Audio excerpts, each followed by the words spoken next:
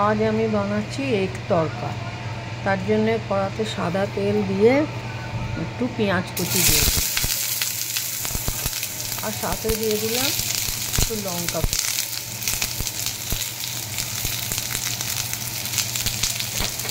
পেঁয়াজ কুচি লঙ্কা কুচি একটু নাড়াচাড়া করে এর মধ্যে দিয়ে দিলাম 1 চামচ আদা রসুন বাটা।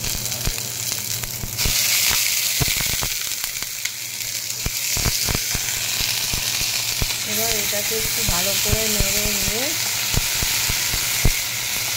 এর মধ্যে দেব কিছু গুঁড়ো মশলা। 1 চামচ হলুদ গুঁড়ো, 1 চামচ জিরে গুঁড়ো, 1 চামচ ধনে গুঁড়ো, আর সামান্য একটু লঙ্কা গুঁড়ো, আর তার সাথে দেবো স্বাদ মতো লবণ।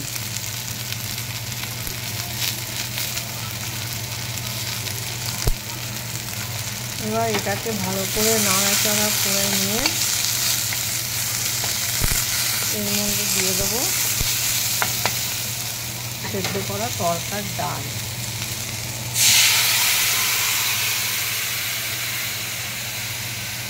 ডালটাকে আমি একটু আলু আর একটু কড়াইশুঁটি দিয়ে সেদ্ধ করে রেখেছি। একটু আলু দিলে ডালটার টেস্টটা খুব সুন্দর হয়।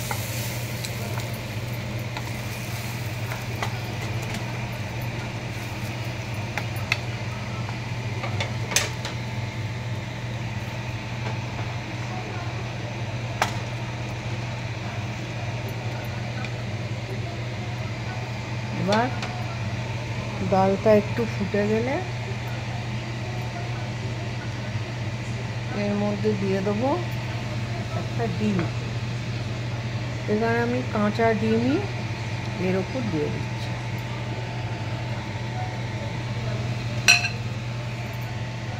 ডিমটা দেওয়ার পর ডিম সমেত এটাকে একটু নাড়াচাড়া করে নিতে হবে, যাতে এই ঝোলের সঙ্গেই ডিমটা একসাথে সেদ্ধ হয়ে যায়।